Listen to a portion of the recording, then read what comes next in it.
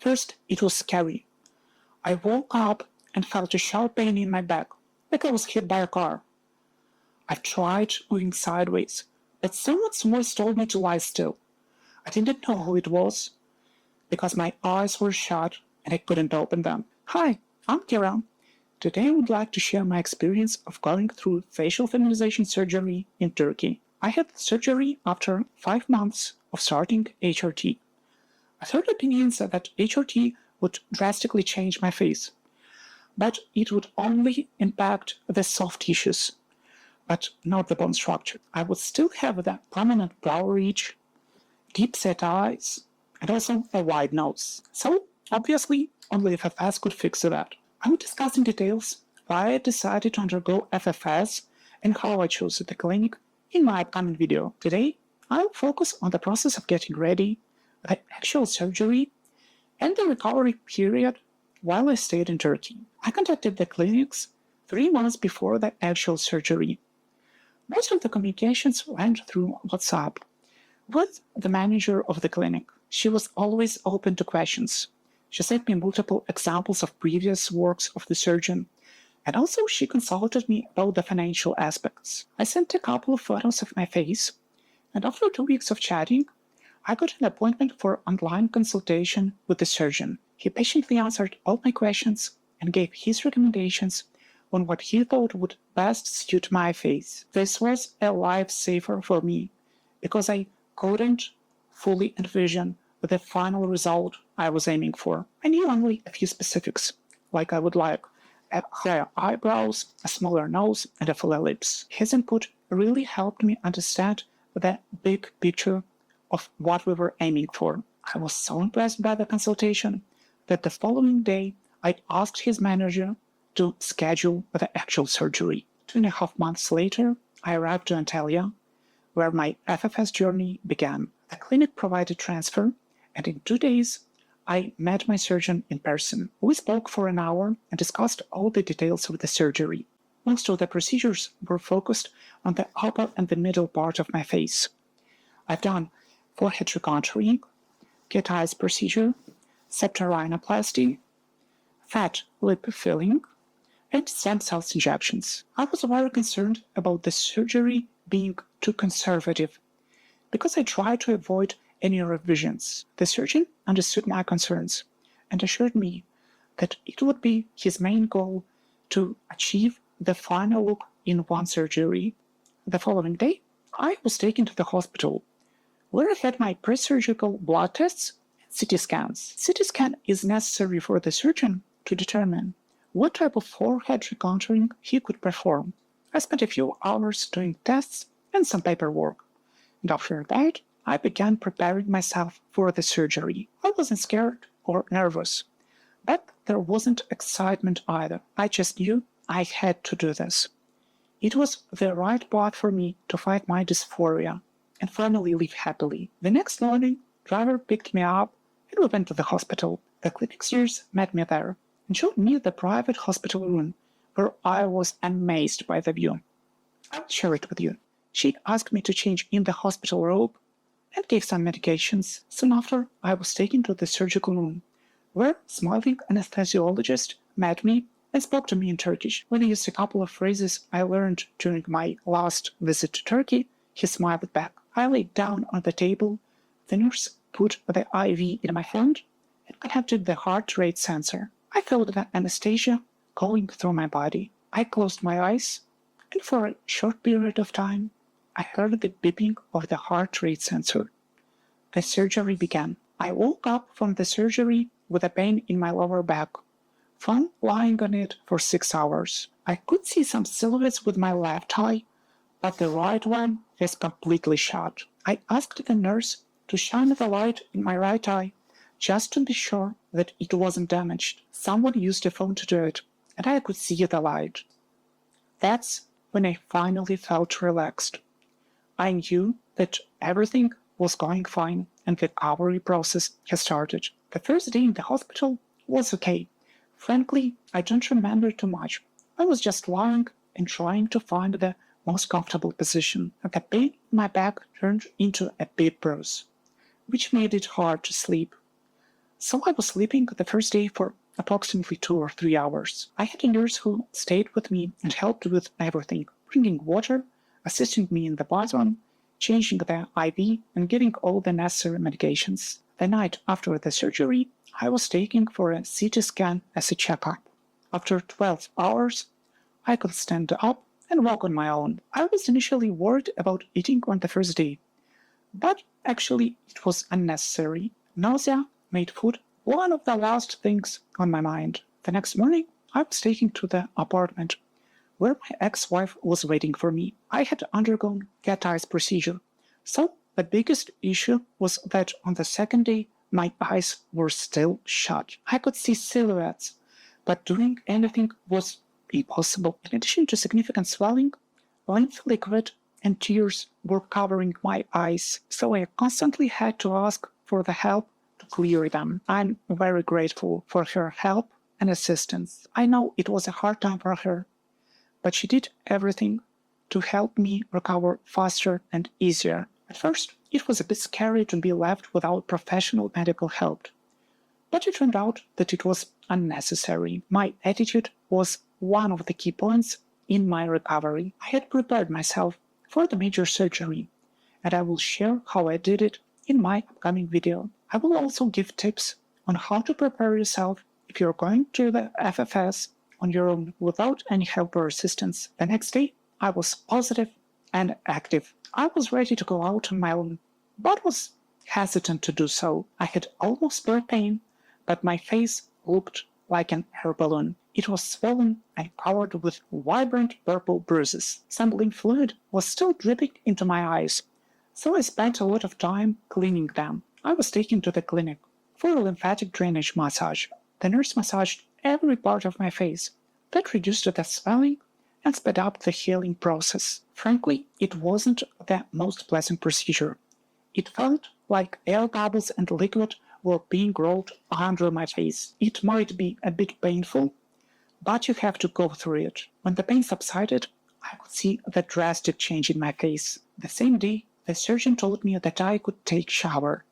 Yay, it felt unusual because of the numbness of my face and the upper part of my head. You literally can't feel the water flowing and its temperature. So you have to double check the temperature with your hand just to avoid getting burned. In the next 2 days, I was able to go out on my own and even went to the beach after getting the permission from my surgeon. It was amazing to finally feel that I am on the right path of healing. I still took all the prescribed medications and followed all the surgeon's instructions, but I finally had the feeling of returning back to my normal life. On the 4th day, I looked in the mirror and saw a woman looking back at me. I couldn't fully recognize her because her face was still swollen and bruised, but it was her, not him anymore. This was the first time in my life when I could look at myself without the strong urge to cover the mirror or change my face.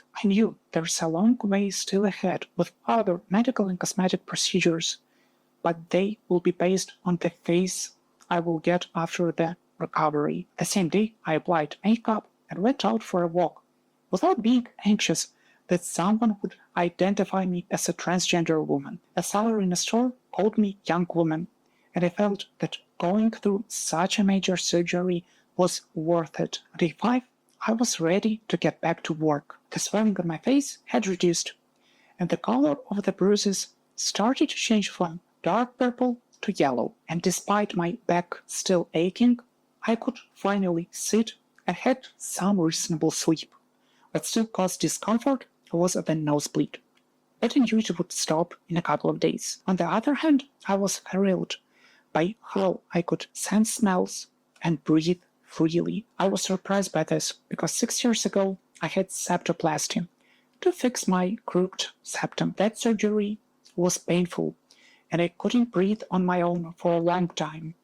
Also, I lost a lot of sense of smell, so it was a real miracle for me that I could detect smells that I thought would never happen again. What also surprised me a lot that my facial muscles were recovering. I could finally articulate with my mouth and smile. On day 6, I was taken to the clinic for a lymphatic massage. This time, it wasn't as painful as before. I could start feeling something on my forehead, but in general, it was still numb. To imagine the sensation, it was like wearing a hard hat that blocks anything from reaching the skin. The nurse removed the sutures on the temples and most of the facial bandages that remained. Breathing became much easier. The pain in my back was still bothering me, and my right eye was still red because of the blood filling the sclera. The nurse assured me that it is a common thing that one part of the face heals faster than the other one. One of the key points of my recovery happened on day 7. I was very active and positive, and I believed that I'm already completely healed, with just some bruises needed to fade. However, during the day, I blew my nose and felt the air pressure inside my forehead skin. I looked in the mirror and saw my forehead inflating like an air balloon. I immediately contacted the doctor, and he explained that during the first 2 months of the healing, some air leakage through the sinus bone may happen. I should be very careful while sneezing or blowing my nose. He assured me that in 2 months the bone structures would fully heal, and such issue would never happen again. The rest of the day was filled with anxiety, and I had some moments of regretting of undergoing the FFS. Fortunately, I had read a lot about post-op blues, so I could minimize its symptoms. I reminded myself that healing takes time. Bone can't heal in a week. I'm in contact with my surgeon and everything will be okay. It's a major surgery, so some complications may happen. I needed to be prepared for the possibility that healing process would not go as smoothly as it was expected. During days 8 and 9, nothing new happened. The swelling has reduced, and I haven't experienced any more air leaks. I remained active, and I felt that I would soon be ready to resume sports. The biggest change was in my dysphoria. Now I could easily look in the mirror. I saw a woman there, bruised, swollen, stitched, but a woman nonetheless. I went outside without worrying that anyone might clock me. This confidence came within. I wasn't motivated by beauty standards, but by overcoming my dysphoria. On day 10, I had my first checkup with the surgeon. We have discussed all the procedures I have undergone. He gave me recommendations for a faster recovery, like finding a physiotherapist and continuing doing lymphatic massages. We also discussed the issue with air leaking through my sinus bone that was removed. The surgeon told me to avoid any internal air pressure to the bone structures to heal fully. If air leakage would happen again, the healing process would restart. After that day, my recovery gradually slowed. Each day, I felt myself better, with some minor issues that still reminded that I just had undergone the major surgery. On day 13, I had final checkup with my surgeon. He examined my face and explained my next steps for a better healing process. This included doing lymphatic massages by following video instructions. Also, I had to wear a headband for 3-4 weeks after the surgery, and after that for another month only during the night time. We also discussed future procedures and his recommendations, but that's a topic for another video. There were no issues during my flight on the next day. I followed recommendations of my surgeon to apply pressure on my forehead with a hand during the takeoff and the landing. Obviously, there were a lot of questions from border police at passport control. I was already a bit concerned about passing it before the surgery, but now there was no way to avoid long explanations of where did that guy from the passport had gone. Thankfully, the clinic provided me with a flight letter that proved that I'm indeed the person from the photo, just a bit altered. Now, let's talk about the results and some issues that I still experience. It's been 23 days after the surgery. The first and the most annoying is skin folds on my forehead. They were created to pull up the eyebrows during the cat eyes procedure. I need to wait for the skin to stretch and the folds to fade away. But for now, I have to cover them with bangs. The next issue is with the breathing after septorhinoplasty. It feels like the airflow has really changed, and it takes some more effort to breathe. My nose, particularly the outer part, has gotten smaller and almost got its final shape. But my septum is still swollen, and it takes a longer time to heal and reduce the swelling. Because of that, the air canals got narrower. It gets worse when I breathe in hot air. So I'm avoiding going out during the midday. I'm still losing hair around my incisions, but that's a common thing and I was aware of it. The hair should grow back in about 3 months. My forehead and nose are still numb. That are quite bothersome, especially when it's itching and scratching doesn't help at all. Sensation should return in a few months. I'm also having some issues with lifting my right eyebrow because my temple nerve was damaged, but it's still too early to make any conclusions. I'll post another video in a couple of months to show the final result of the surgery. It was a hard decision to make, and there was no turning back. I will look different for the rest of my life, but I'm happy. I'm grateful for the opportunity that life gave me, and to my surgeon and his clinic. Soon I'll be posting a new video about preparations and some tips and tricks for the FFS recovery. Thank you for being with me. Please subscribe, hit the like button, and see you soon. Bye.